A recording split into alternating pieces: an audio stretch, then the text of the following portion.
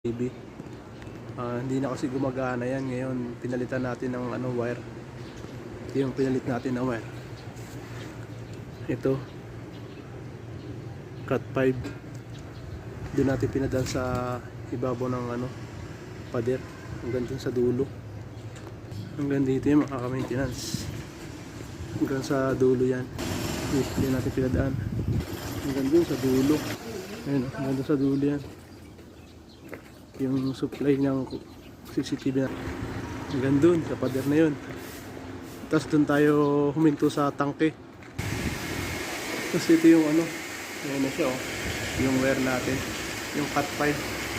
Ayan na, nandito na siya, makaka-maintenance.